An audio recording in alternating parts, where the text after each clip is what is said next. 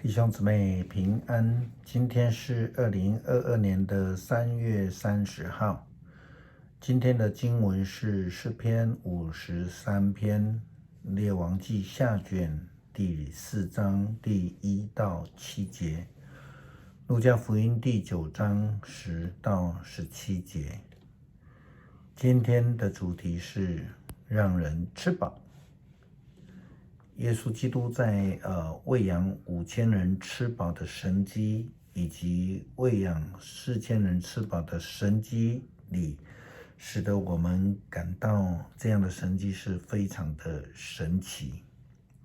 因为在这个空无一物的旷野当中，只有找到5饼2鱼。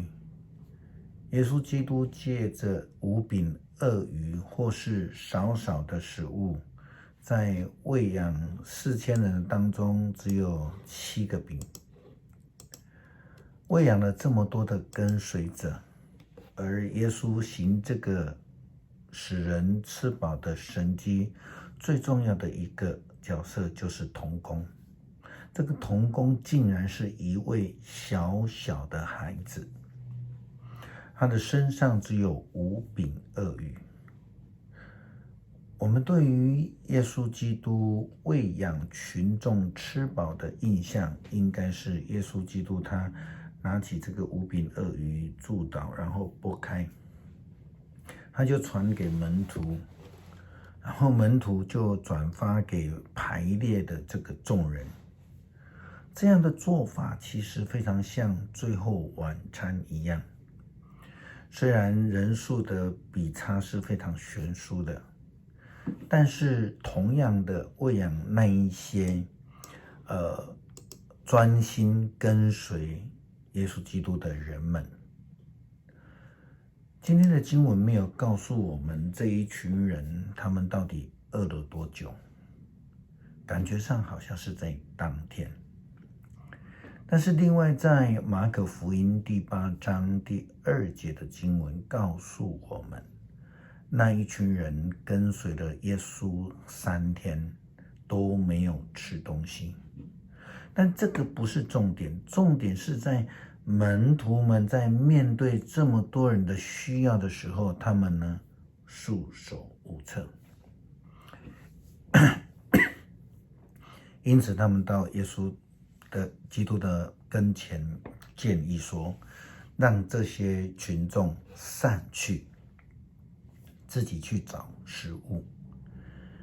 但是耶稣基督的角度却是不同的，他告诉门徒们说，你们给他们吃。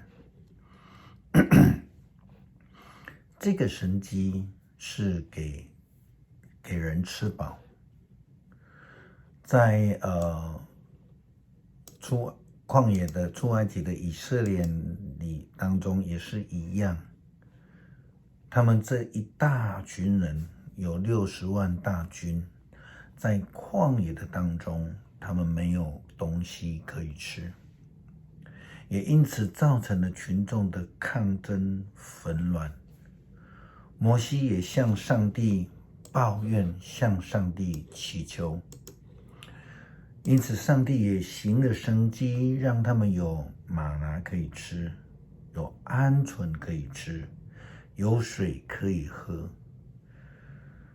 同时上帝也让摩西参与在他的神迹里面。摩西以杖击打这个石头，就出了能喝的水。同样的，耶稣基督也邀请呼召这个门徒说，你们给他们吃。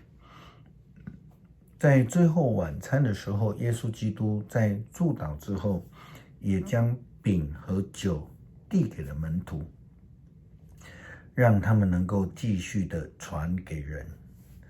这个就是给他们吃饱的呼召。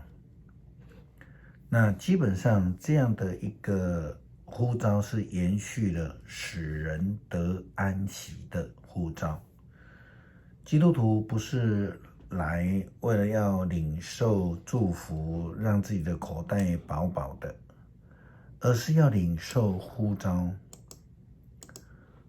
使人蒙福，使人得救，使人得安息，让人吃饱的。在教会里面，其中最辛苦的服事之一，就是在爱餐预备的服事。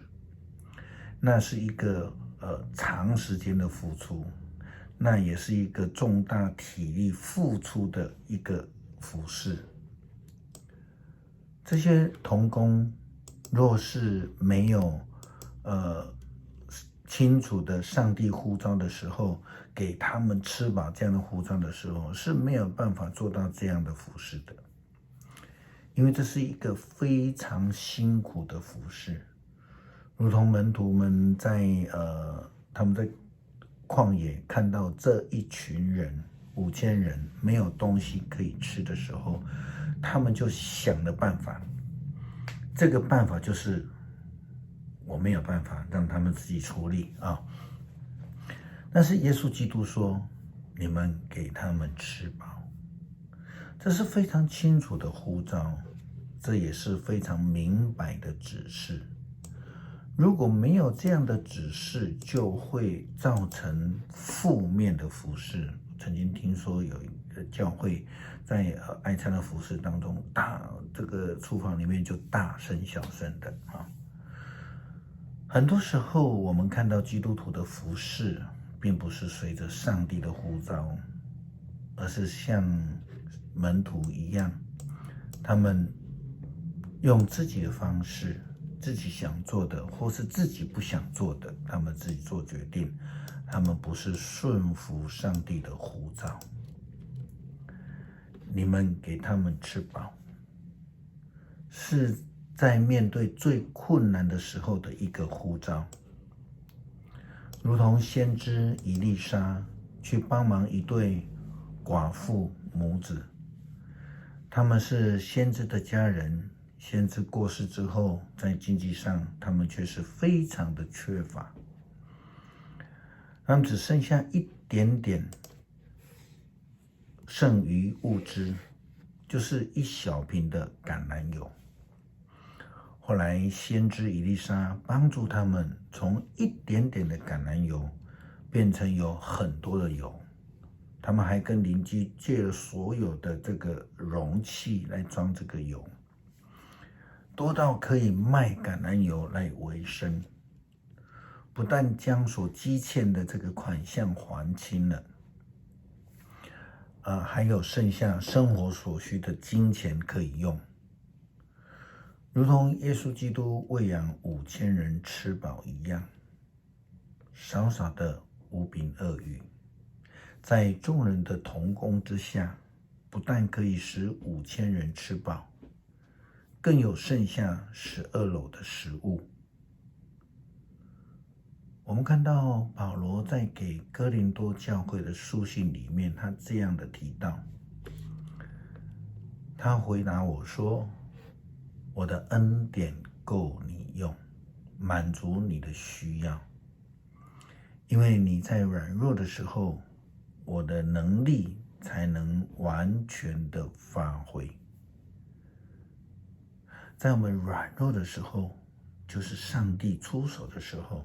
这是哥林多后书12章第9节所说的。